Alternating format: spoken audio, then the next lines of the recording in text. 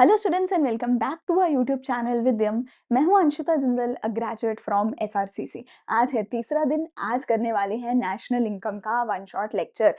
आज हम करने वाले हैं इस चैप्टर के थर्ड चैप्टर के क्वेश्चन, थर्ड चैप्टर का वन शॉट लेक्चर, जिसमें इसके जो थ्योरी कॉन्सेप्ट्स है मेजरली, ठीक है, और कुछ एक छोटे मोटे न्यूमेरिकल्स है, वो सब आज हम कवर करेंगे। पर वीडियो शुरू करने से पहले तुम्हें पता है ना क्या करना है? कॉमेंट सेक्शन में जाओ, तुम्हारा नाम, डे नंबर 3 और तुम्हारी अटेंडेंस अभी के अभी जाके कॉमेंट सेक्शन में लगा के आओ। टेलीग्राम पे जाओ, नोट्स ले सकते हो। व्हाट्सएप चैनल पे रोज 10-15 एमसीक्यूज आ रहे हैं एंड इंस्टाग्राम पे आ रही है मोटिवेशन। तो हर जगह हमें फॉलो कर लो। शुरू करते हैं हमारे आज के लेक्चर को।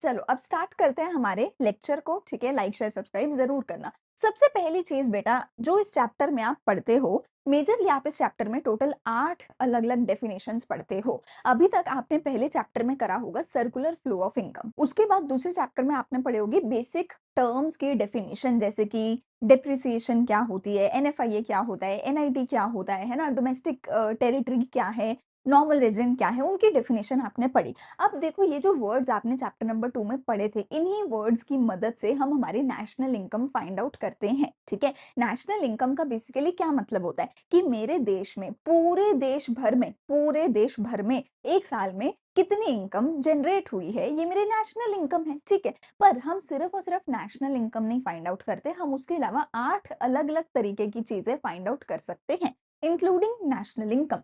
अब ये जो सारी चीजें हैं, ये नेशनल इनकम से बहुत छोटे पॉइंट्स पे डिफरेंशिएट होती है। मेजरली 3 पॉइंट ऑफ डिफरेंसेस हमारे पास आते हैं, जो हमने चैप्टर नंबर 2 में पढ़े थे। सबसे पहला मेरे पास यहाँ पे आता है पॉइंट ऑफ डिफरेंशिएशन, वो होता है हमारा डेप्रिसिएशन। दूसरा पॉइंट ऑफ डिफरेंशिएशन मेरे पास आता है हमारा एनआईटी, और तीसरा मेरे पास आता है एनएफआईए। ये 3 पॉइंट्स ऑफ डिफरेंसेस होते हैं। अगर तुमने ये नहीं देखा, प्लीज आई सजेस्ट पहले चैप्टर नंबर 2 देखना। वहां पे मैंने इन तीनों का मतलब समझाया है, इन तीनों को एक्सप्लेन किया है। एंड मैं वीडियो देखने के लिए नहीं बोल रही हूँ, मैं सिर्फ इसलिए आपको ये चीज समझा रही हूँ क्योंकि जब तक आपने इनका मतलब नहीं समझा, you can not understand chapter 3, chapter 4, you can not solve numericals जब तक आप इनका मतलब नहीं समझोगे, ठीक है। एंड मैंने ऑलरेडी पिछले चैप्टर में समझाया है, तो मैं ज्यादा डिटेल में यहाँ नहीं समझाऊंगी, ठीक है। डेप्रिसिएशन, एनआईटी, एनएफआईए, इन तीनों का मतलब, इनका फॉर्मूला हमने पिछले चैप्टर में पढ़ा है, ठीक है। इनकी मदद से ही बेटा हम क्या करते हैं, 8 अलग अलग एग्रीगेट्स निकालते हैं। हमने ये पढ़ा था कि डेप्रिसिएशन अगर प्लस होगा तो उसका क्या नाम होगा, अगर माइनस होगा क्या नाम होगा। एनआईटी अगर प्लस होगा या एनआईटी अगर माइनस होगा तो उसका क्या अलग अलग नाम होगा। एनएफआईए अगर प्लस होगा या माइनस होगा तो उसका क्या अलग अलग नाम होगा। तो आप देखो, यहाँ पर टोटल हमारे पास 8 अलग अलग तरीके की चीजें बन सकती हैं, ठीक है। 2 इसके डिफरेंसेस हैं, 2 इसके हैं, 2 इसके हैं, ठीक है। तो इन सबको अगर मैं कंबाइन करती हूँ तो मेरे पास 8 अलग अलग तरीके के एग्रीगेट्स बनते हैं। एग्रीगेट का सिंपल मतलब ये है कि 8 अलग अलग तरीके की, यू कैन से, नाम बनते हैं, 8 अलग अलग तरीके की चीजें निकल कर आती हैं, ठीक है। जैसे मैं एक बोल सकती हूँ ना कि एक लड़की है जो इंडियन है, जो हिंदू है, ठीक है, जो छोटे शहर से है, ये उसकी कैरेक्टरिस्टिक्स है। सिमिलरली एक चीज है जिसमें डिप्रिसिएशन एडिड है, जिसमें एनआईटी भी एडिड है, जिसमें एनएफआईए भी एडिड है। सिमिलरली एक चीज ऐसी होगी जिसमें डिप्रिसिएशन भी नहीं है, एनआईटी भी नहीं है, एनएफआईए भी नहीं है। तो इन ये अलग अलग चीजें बन रही है हमारे पास, है ना, डिपेंडिंग अपॉन उसमें क्या एडिड है और क्या सब्ट्रैक्टेड है, और इन्हीं के बेसिस पे 8 अलग अलग चीजें बनाते हैं। तो वो चीजें कैसे बनाई जाएंगी, उनका नाम कैसे लिखा जाएगा, और उनकी डेफिनेशन कैसे लिखी जाएगी, और उनके फॉर्मूला के बेसिस पे, इन तीनों के फॉर्मूला के बेसिस पे वो 8 अलग अलग चीजों को कैसे कैलकुलेट करा जाएगा, ये इस चैप्टर में हम पढ़ेंगे। क्या मैंने बोला कि 3 चीजें हैं, ये तीनों अगर प्लस होंगी तो कुछ और बनेगा, ये तीनों अगर माइनस होंगी तो कुछ और बनेगा, ठीक है। तो ऐसे करके 8 अलग अलग चीजें हम बनाते हैं। अब ये चीजें कैसे बनेंगी, इन चीजों को बोला क्या जाता है, सबसे पहले इनको बोला जाता है एग्रीगेट्स। इनको क्या बोला जाता है, एग्रीगेट्स, ठीक है। नेशनल इनकम भी इन्हीं में से एक एग्रीगेट है, ठीक है। अब ये जो 8 एग्रीगेट्स हैं, ये कैसे बनाए जाएंगे, इनका नामकरण कैसे किया जाएगा, इनका डेफिनेशन कैसे लिखा जाएगा, इनको कैलकुलेट कैसे किया जाएगा, ये इस चैप्टर में हम पढ़ते हैं, ठीक है। अगर ये बात समझ आ गई है, ये पूरे चैप्टर की एक समरी थी। अगर ये समझ आ गई है तो सबसे पहले हम कुछ एक अक्षर, कुछ एक शब्द, उनका डेफिनेशन पढ़ेंगे, डेफिनेशन याद करेंगे, ताकि इन आठों का अलग से डेफिनेशन हम बना सके। देखो ये जो आठों चीजें हैं, आपको इनमें से किसी का भी एक का डेफिनेशन पेपर में पूछा जा सकता है। ये जो 8 चीजें हैं, 8 एग्रीगेट्स हैं, इनमें से किसी भी एक का डेफिनेशन पेपर में पूछा जा सकता है और पूछा भी जाता है। तो you have to learn the definitions. पर ये तो बहुत मुश्किल चीज है कि 8 अलग-अलग डेफिनेशन एक ही चैप्टर में, और एक लाइन के डेफिनेशन नहीं है, 3-4 लाइनों की डेफिनेशन है। ये तो बहुत मुश्किल है। तो इसलिए you don't need to learn all the 8 definitions. आपको वो 8 डेफिनेशंस याद करने की जरूरत नहीं है। मैं उन डेफिनेशंस के कुछ एक वर्ड्स हैं, उनकी डेफिनेशन आपको याद कराऊंगी और उनकी डेफिनेशंस को मिलाकर आप इन सब की डेफिनेशन बना पाओगे। मतलब समझाती समझाती हूँ मैं आपको। अगर देखो, अब मैं फिर से एक बार लास्ट टाइम बोल रही हूँ कि अगर आपने चैप्टर नंबर 2 नहीं पढ़ा है तो प्लीज पहले जाके चैप्टर नंबर 2 पढ़ लेना, क्योंकि अगर ये चैप्टर आपको नहीं समझ आ रहा, अगर ये जो मैं बोल रही हूँ अगर ये नहीं समझ आएगा तो उसकी जिम्मेदारी मेरी नहीं है। ये मत बोलना कि मैम ने ऐसा पढ़ाया समझ नहीं आया। उसका मतलब ये है कि तुमने चैप्टर नंबर 2 नहीं देखा। अगर चैप्टर 2 देखा है तो ही समझ आएगा जो अब मैं समझा रही हूँ। तो चैप्टर 2 में मैंने बोला था कि अगर डेप्रिसिएशन प्लस होगी किसी चीज में तो उसको ग्रॉस बोला जाएगा। अगर किसी चीज में से माइनस होगी तो उसको नेट बोला जाएगा। अगर एनआईटी किसी भी चीज में प्लस होगा तो उसको मार्केट प्राइस बोला जाएगा। अगर एनआईटी किसी भी चीज में से माइनस होगा तो उसको फैक्टर कॉस्ट बोला जाएगा।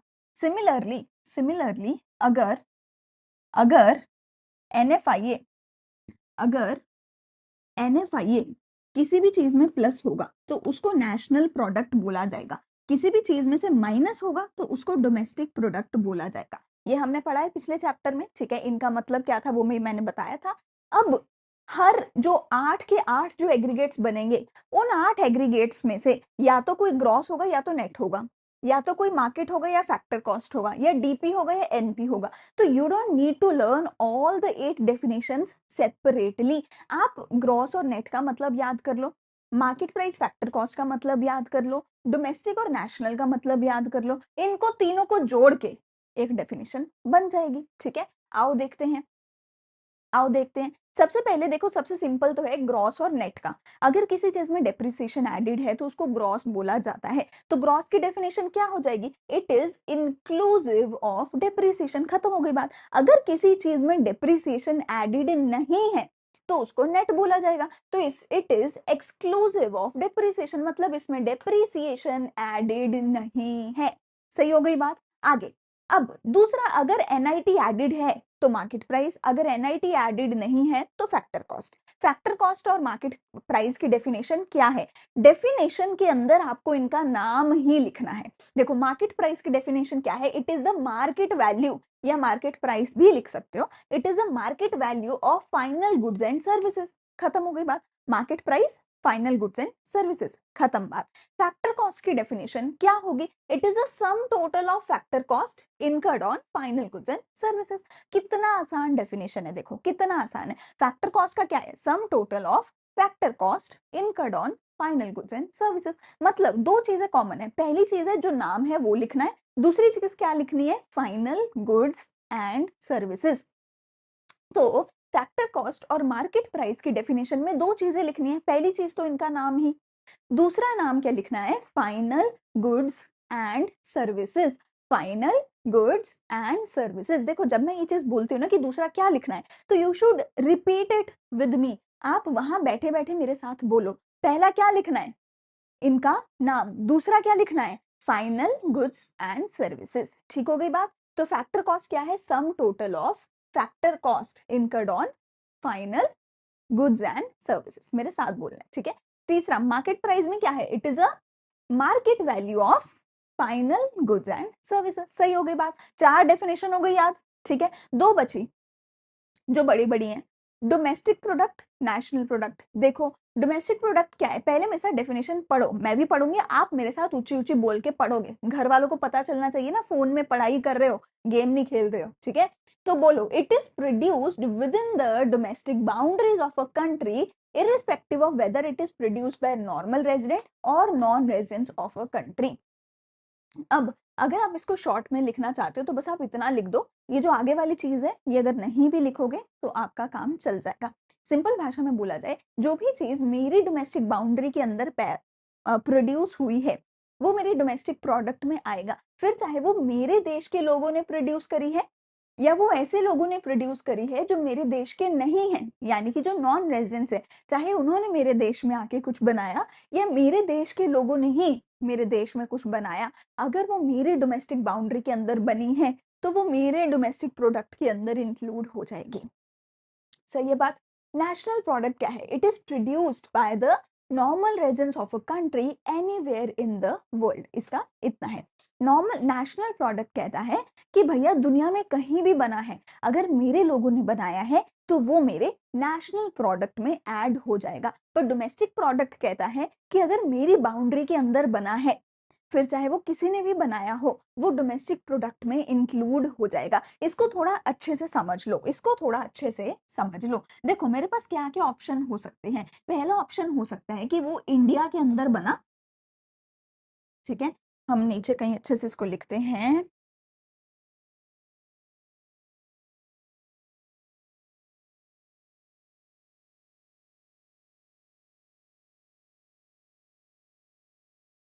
देखो यहाँ देख दो, यहाँ लिखते हैं हम। हमारे पास पहला ऑप्शन क्या हो सकता है कि वो जो प्रोडक्ट है वो इंडिया में बना, इन इंडिया। दूसरा ऑप्शन क्या हो सकता है कि वो जो प्रोडक्ट बना वो आउटसाइड इंडिया बना, ठीक है। इन दोनों ही केस में दो ऑप्शन हो सकते हैं, बाय नॉर्मल रेजिडेंट्स, हमारे देश के नॉर्मल रेजिडेंट्स ने बनाया, या फिर बाय नॉन रेजिडेंट्स, ठीक है। अब नॉर्मल रेजिडेंट कौन है या नहीं है ये चैप्टर 2 की डेफिनेशन के अकॉर्डिंग चलेगा, हमने चैप्टर 2 में ये पढ़ा था। अगर बाहर इंडिया के बना है वो भी हो सकता है बाय इंडियन नॉर्मल रेजिडेंट्स, या फिर bye non residents of India, ठीक है।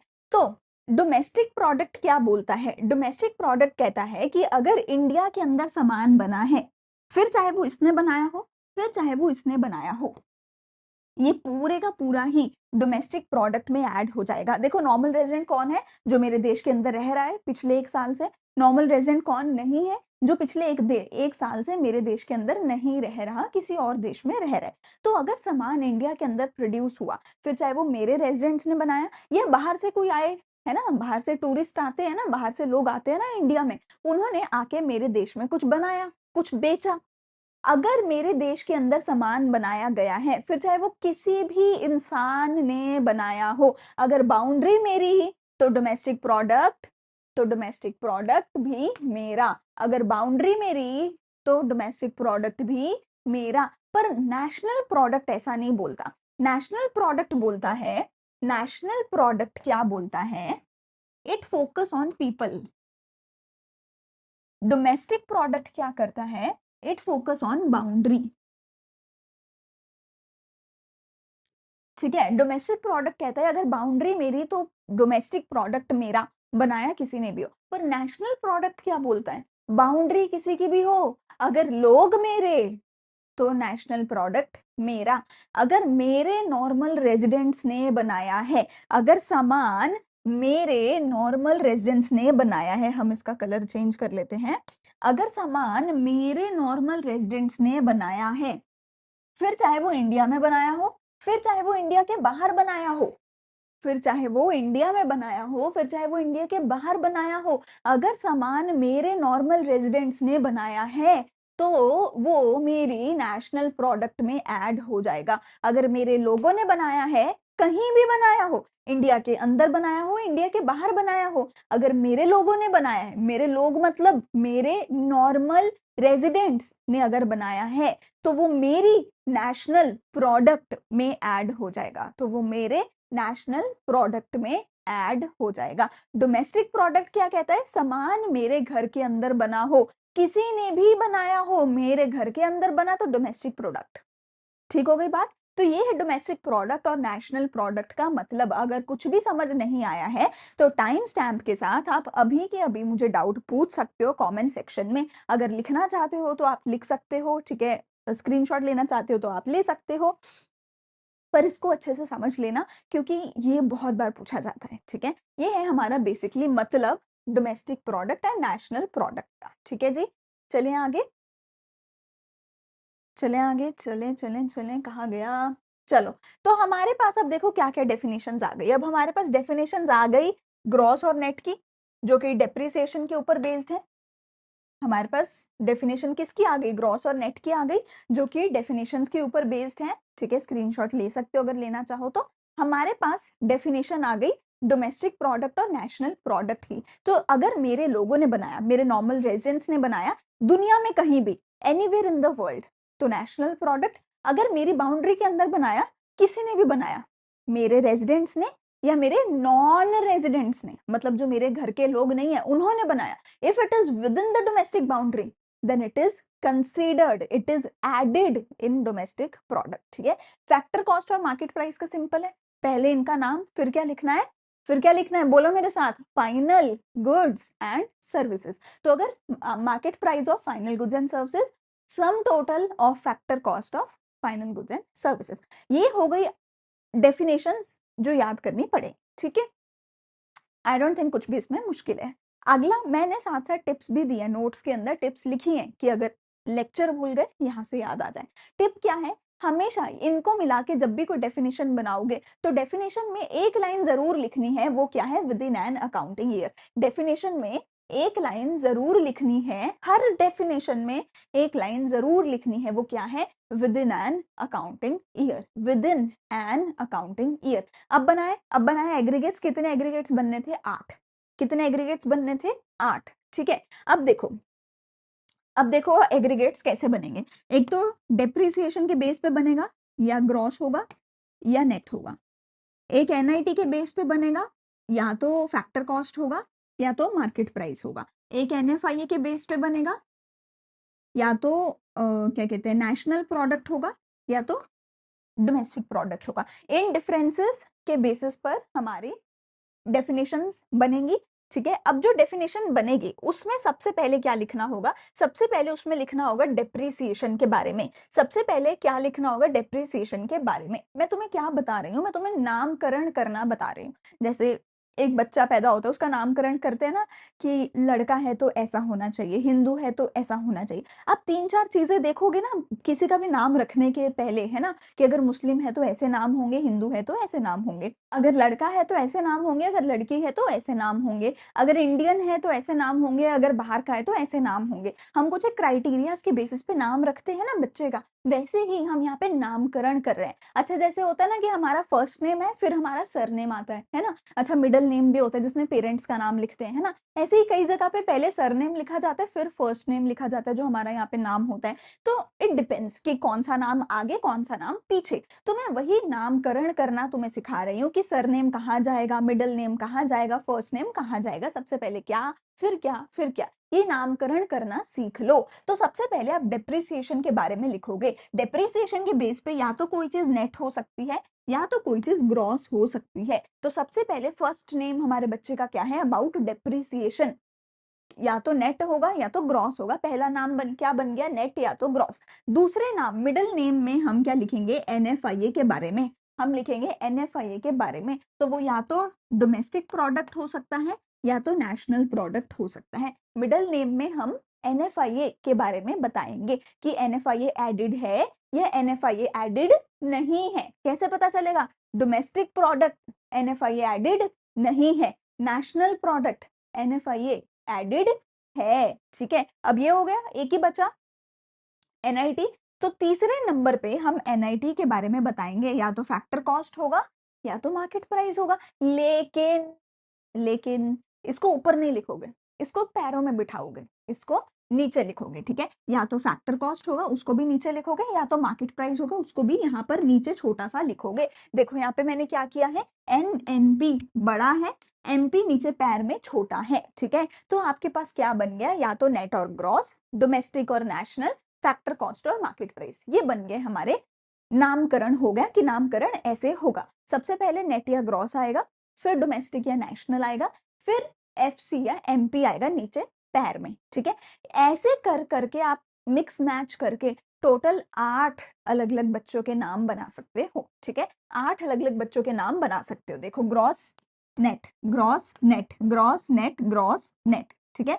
Domestic domestic national national, domestic domestic national national.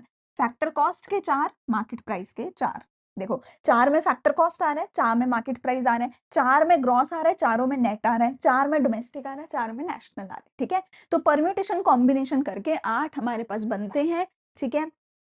और अब इनको पढ़ना कैसे है? अब शॉर्ट फॉर्म तो लिख दिया, नाम कैसे बोलेंगे? नाम कैसे बोलेंगे? देखो, नेट डोमेस्टिक प्रोडक्ट, फिर ये छोटा है ना, ये छोटा है ना, तो इससे पहले एक नाम जोड़ दो, at net domestic product at factor cost at market price. तो डेफिनेट तो नाम को कैसे पढ़ा जाएगा? G gross DP domestic product at factor cost, net domestic product at factor cost, ठीक है। Net domestic product at market price, ठीक है। ये हो गया नामकरण। कोई दिक्कत हुई? कोई दिक्कत नहीं हुई, आगे चलें। नामकरण हो गया हमारा, ठीक है।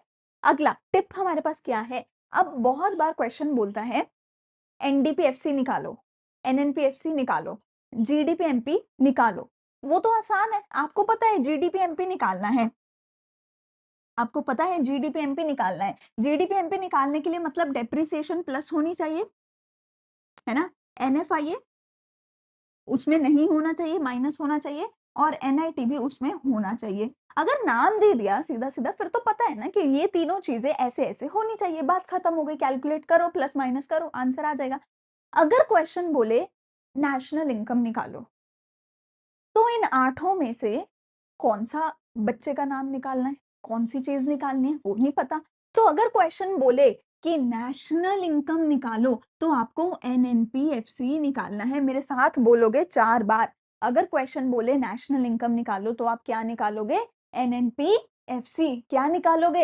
एनएनपीएफसी। क्या निकालोगे? फिर से एनएनपीएफसी। तो नेशनल इनकम कौन से एग्रीगेट को बोला जाता है? एनएनपीएफसी। सिमिलरली अगर क्वेश्चन बोलता है डोमेस्टिक इनकम निकालो, तो क्या निकाल के आओगे?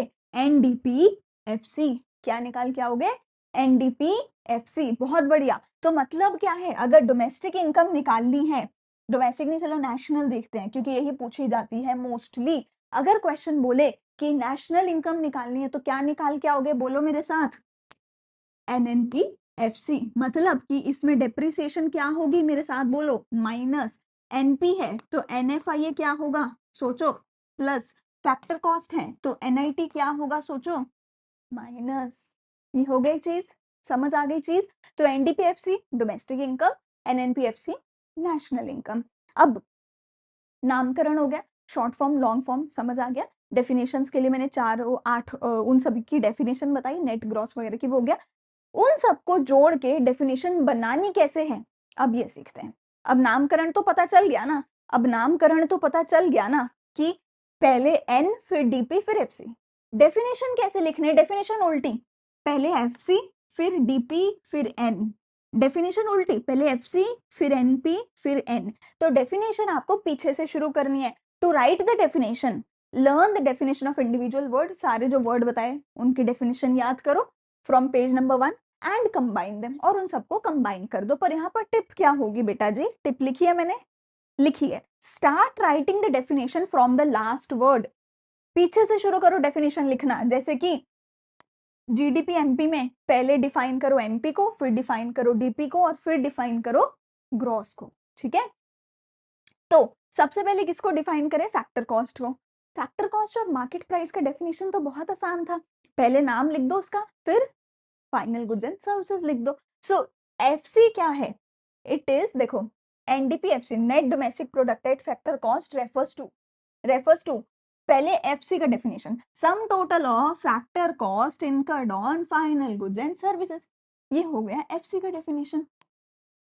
अब आ जाओ डीपी की डेफिनेशन पे। डीपी क्या था? मेरे घर के अंदर बना हो, किसी ने भी बनाया हो, मेरे घर के अंदर बना हो, किसी ने भी बनाया हो, produced with in the domestic boundaries of a country, irrespective वो नॉर्मल रेजिडेंट ने बनाया या नॉन रेजिडेंट ने बनाया, हो गई बात। फिर with in an accounting year तो लिखना है, मैंने बोला था ना हर डेफिनेशन में ये लाइन जरूर लिख देना, पहले पेज का tip, with in an accounting year. और फिर नेट है तो क्या हो जाएगा, एक्सक्लूसिव ऑफ डेप्रिसिएशन, खत्म बात। फिर से एफसी क्या है, सम total of factor cost incurred on final goods and services. NP क्या है, produce by the normal residents of the country anywhere in the world. फिर ये वाली लाइन और फिर ये, सही हो गई बात, समझ आ गई बात।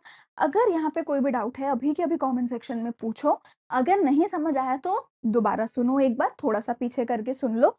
अगर समझ आ गया तो अभी के अभी मुझे कमेंट सेक्शन में प्लीज अभी के अभी लिखकर बताओ इसकी डेफिनेशन क्या होगी। जो सही डेफिनेशन होगी उसको मैं पिन करूंगी, उसको मैं बताऊंगी कि हाँ ये डेफिनेशन सही है, ठीक है। तो ये डेफिनेशंस मैंने आपको बताई है कैसे कैसे होनी चाहिए।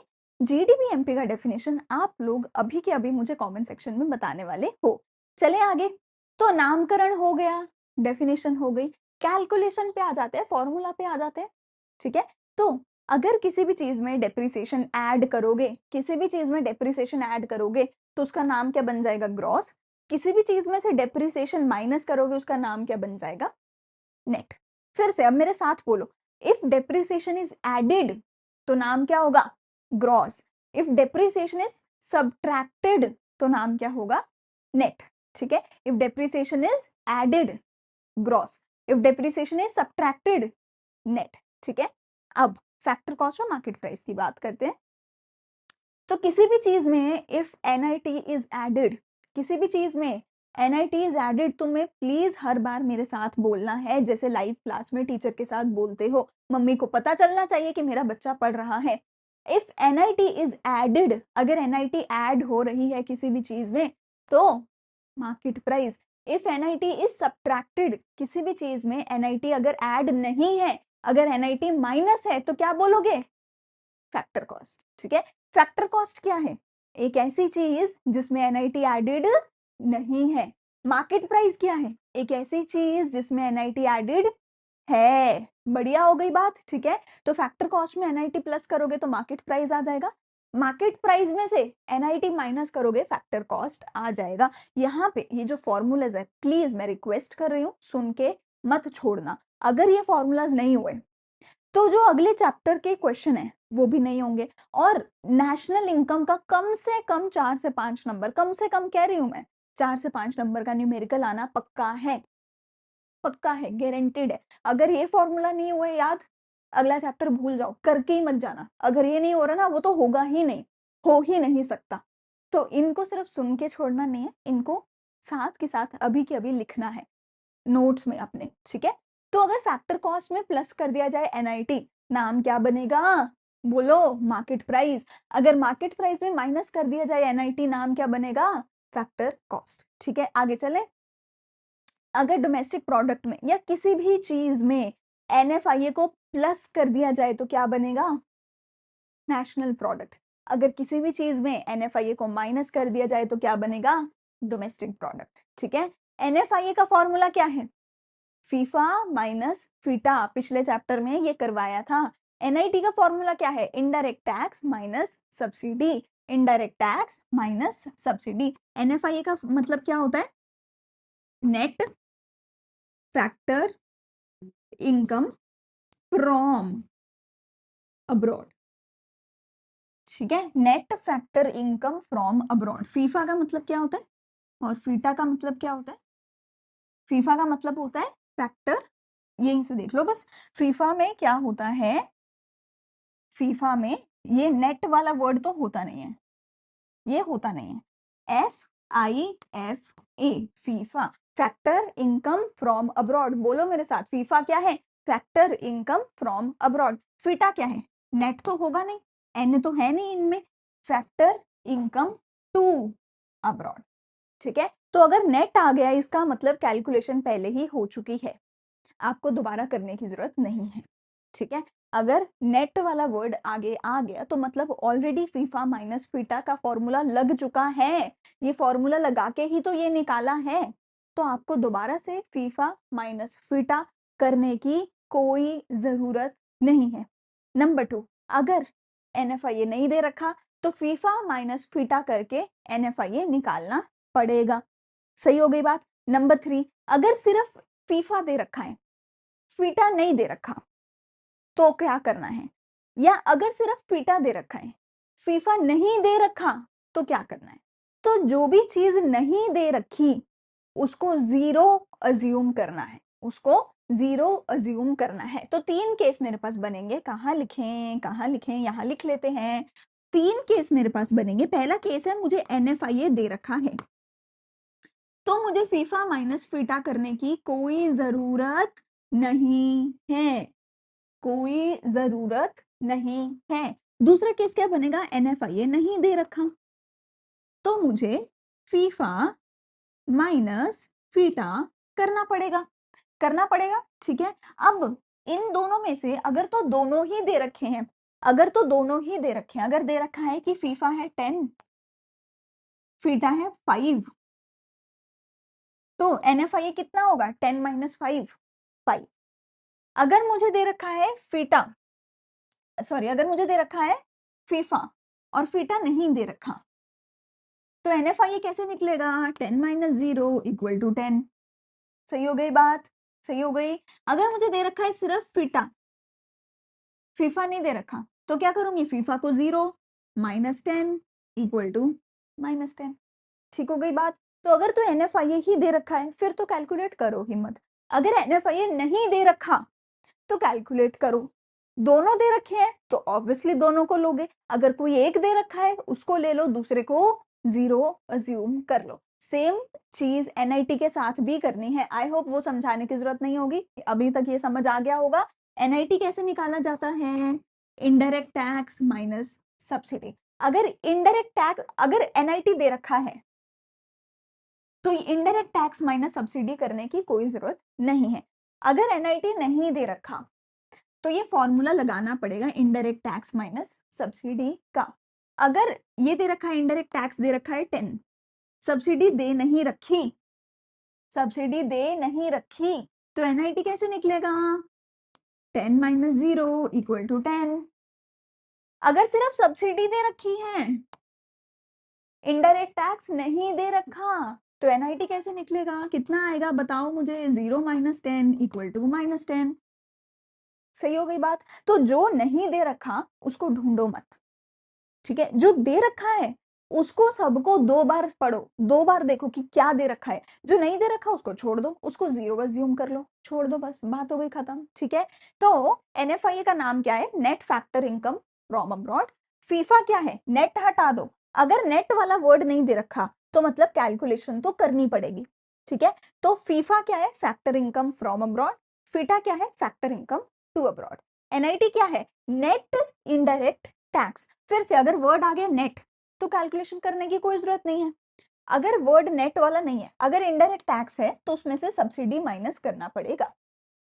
ठीक है। अगर इनडायरेक्ट टैक्स नहीं दे रखा, देखो अगर इनडायरेक्ट टैक्स नहीं दे रखा तो NIT किसके बराबर है? NIT बराबर है नेगेटिव सब्सिडी के साथ।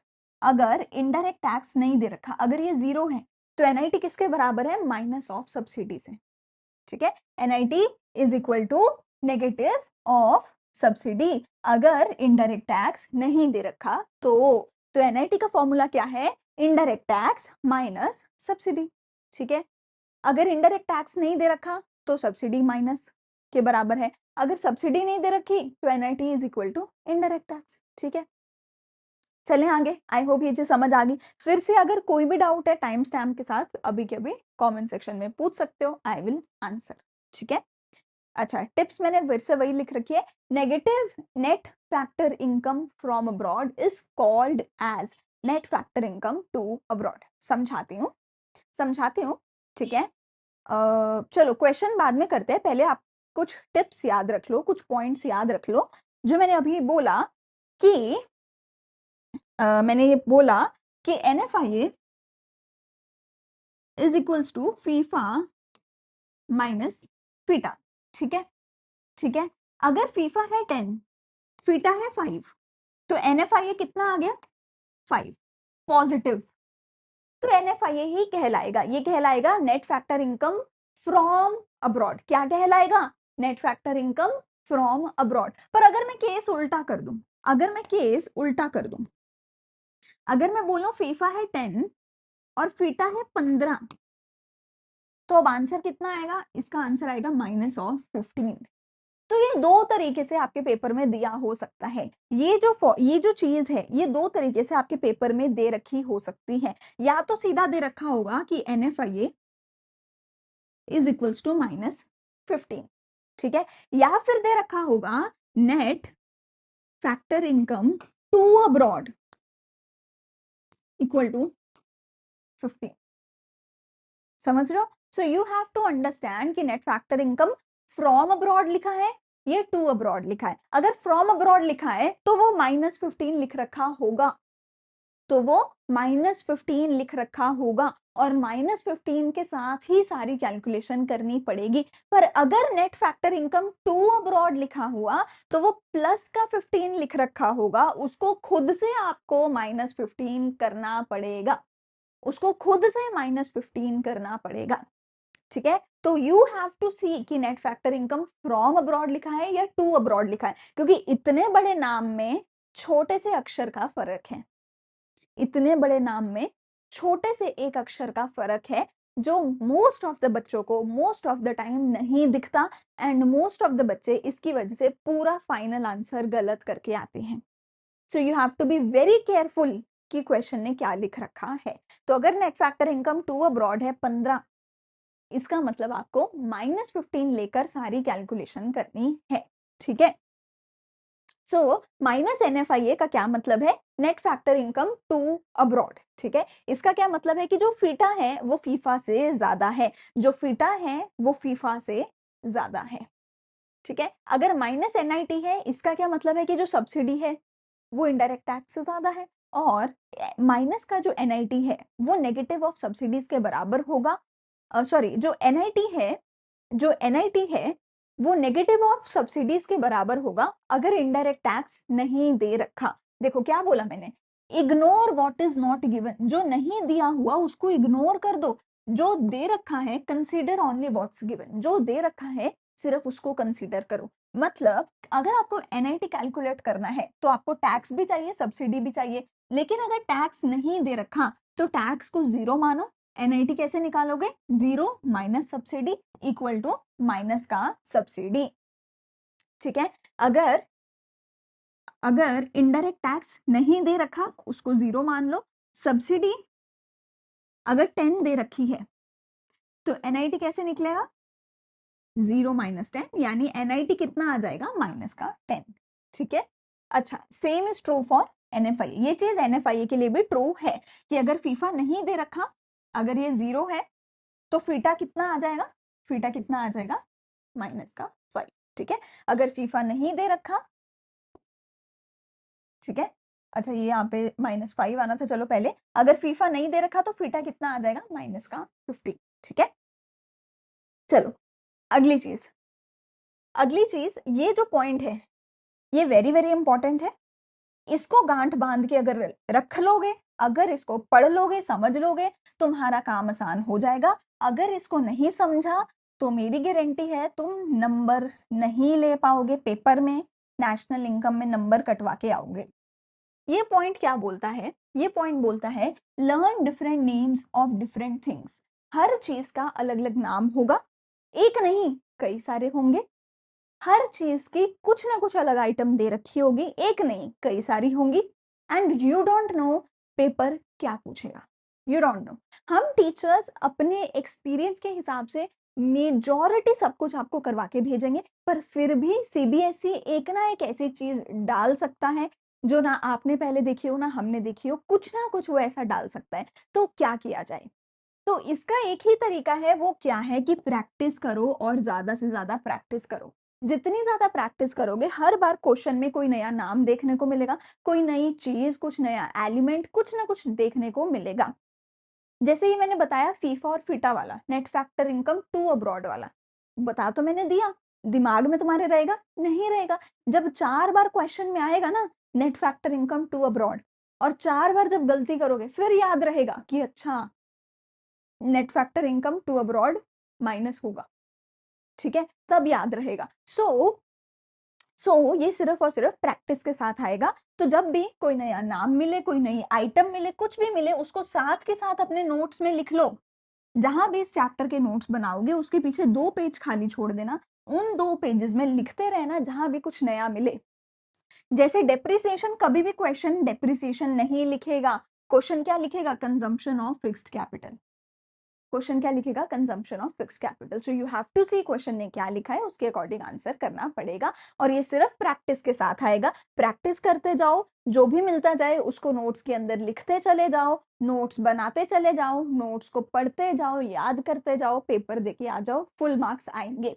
लेकिन अगर प्रैक्टिस नहीं करोगे, नोट्स नहीं बनाओगे, कोई तुम्हारा गारंटी नहीं ले सकता मार्क्स का। ठीक है, चले लास्ट पोर्शन पे, which is how to answer a question. ये मेरे पास एक क्वेश्चन दे रखा है। अब एक चीज याद रखना, सबसे पहली चीज पेपर में जाके ये देखना कि क्वेश्चन चैप्टर नंबर 3 का है या अगले चैप्टर नंबर 4 का है। तो अगर तो क्वेश्चन तीनों में से कोई भी एक फॉर्मूला लगाने को बोले जो अगले चैप्टर में पढ़ेंगे, income method, expenditure method, production method, अगर तो कोई वो मेथड लगाना हो, फिर वो अगले चैप्टर का क्वेश्चन है, चैप्टर नंबर 4 का क्वेश्चन है। ठीक है, पर अगर उनमें से कोई भी एक फॉर्मूला नहीं लगाना तो वो इस चैप्टर का क्वेश्चन है। अगर क्वेश्चन सिर्फ एनआईटी, एनएफआईए और डेप्रिसिएशन, अगर सिर्फ और सिर्फ इनका कैलकुलेशन करना है, इनका एडजस्टमेंट करना है, तो वो चैप्टर 3 का क्वेश्चन है और उसको ऐसे सॉल्व करना है जैसे मैं बता रही हूँ। सबसे पहली चीज, ऐसे क्वेश्चन में हमेशा हमेशा तुम्हें 2 एग्रीगेट्स दे रखे होंगे। ऐसे क्वेश्चन में हमेशा तुम्हें 2 एग्रीगेट्स दे रखे होंगे। एक एग्रीगेट उसका अमाउंट दे रखा होगा, दूसरा निकालने को बोला जाएगा। एक एग्रीगेट का अमाउंट दे रखा होगा, दूसरा निकालने को बोला जाएगा। ये दोनों एग्रीगेट्स को पकड़ो और एक को एलएचएस पे लिख दो, दूसरे को आरएचएस पे लिख दो। एक को लेफ्ट हैंड साइड लिख दो, दूसरे को राइट हैंड साइड लिख दो। अब देखो कि इन दोनों में डिफरेंसेस कितने हैं। इंग्लिश पढ़नी आती है तो डिफरेंसेस ढूंढो कि इंग्लिश के कौन से डिफरेंसेस हैं। क्या एन और जी सेम है, अलग अलग अक्षर है, डिफरेंस तो होगा। एन और जी मतलब नेट और ग्रॉस, क्या एडजस्ट करना पड़ेगा, डेप्रिसिएशन। क्या डीपी और एनपी सेम लग रहे हैं, इंग्लिश तो आती है, नहीं, गलत है, अलग है, तो क्या एडजस्ट करना पड़ेगा, एनएफआईए। क्या एफसी और एमपी सेम है, नहीं है, क्या एडजस्ट करना पड़ेगा, एनआईटी।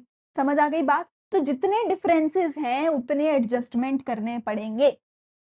अगर मैं तुम्हें दे दूं एनडीपी एफसी और जीडीपी एमपी, देखो कितने डिफरेंसेस हैं। क्या नेट और ग्रॉस सेम है, नहीं, करना पड़ेगा। डीपी और डीपी सेम है, इसको कुछ नहीं करना। क्या ये एफसी और एमपी सेम है, नहीं है, इसको एडजस्ट करना पड़ेगा। 2 डिफरेंसेस मिले, 2 एडजस्टमेंट करनी पड़ेगी। 3 डिफरेंसेस मिले, 3 एडजस्टमेंट करनी पड़ेगी। एक डिफरेंस मिला तो सिर्फ और सिर्फ एक ही एडजस्टमेंट करनी होगी। तो कितने डिफरेंस हैं, 3 है। एडजस्टमेंट कितनी लगेगी, 3 लगेगी। कौन सी, डेप्रिसिएशन, एनएफआईए, एनआईटी। समझ आ गई यहाँ तक। अब तुम्हें खुद से देखना पड़ेगा, क्या डेप्रिसिएशन प्लस होगा या माइनस, क्या एनआईटी प्लस होगा या माइनस, एनएफआईए प्लस होगा या माइनस। खुद से देखो। इनडायरेक्ट टैक्स दे रखा है, सब्सिडी दे रखी है, क्या दे रखा है, फीफा फीटा क्या दे रखा है, net factor income to abroad तो नहीं दे रखा। खुद से ढूंढो और फिर एडजस्टमेंट करते चले जाओ। तो एनडीपीएफसी अगर निकालना है जीएनपी एमपी से, तो ग्रॉस से नेट पे जाना है, डेप्रिसिएशन माइनस होगा। एनपी से डीपी पे जाना है, एनएफआईए माइनस होगा। एमपी से एफसी पे जाना है, एनआईटी भी माइनस होगा। तीनों चीजों को माइनस किया जाएगा। एनआईटी कैसे निकला, एनआईटी कैसे निकला, indirect tax minus subsidy, 700 NIT आ गया। एनएफआईए दे रखा है, डेप्रिसिएशन दे रखा है, तो हमारा आंसर आ गया 6400 करोड़। तो सबसे पहले दोनों एग्रीगेट्स को, एक को लेफ्ट हैंड साइड, एक को राइट हैंड साइड रखो, फिर ढूंढो डिफरेंस कितने हैं। जितने डिफरेंस होंगे उतनी एडजस्टमेंट्स होंगी, जितने डिफरेंस होंगे उतने एडजस्टमेंट होगी, एडजस्टमेंट कर दो, आंसर आ जाएगा। ठीक है, समझ आई बात। कोई भी डाउट है, कुछ भी है, कमेंट सेक्शन में पूछ सकते हो। I will also bring dedicated videos जहां मैं मुश्किल से मुश्किल न्यूमेरिकल करवाऊंगी, जहां मैं प्रीवियस ईयर के क्वेश्चंस भी करवाऊंगी। पर अभी हमारी वन शॉट सीरीज है, तो इसके बाद हमारी वन शॉट का भी लेक्चर आएगा। ठीक है, चलो, अगर कुछ भी अच्छा लगे तो प्लीज़ लाइक, शेयर, सब्सक्राइब ज़रूर करना, मुझे कमेंट सेक्शन में ज़रूर बताना। सारी प्लेलिस्ट का लिंक है डिस्क्रिप्शन में, सबको सेव करो, सबको फॉलो करो, सारे चैप्टर्स के वन शॉट लेक्चर्स भी देखो, डिटेल भी देखो, जो तुम्हें चाहिए सब मिलेगा। टेलीग्राम पे नोट्स मिलेंगे, व्हाट्सएप पे एमसीक्यूज़ मिलेंगे, हर जगह जाके फॉलो ज़रूर करना। हम मिलते हैं अगली वीडियो में।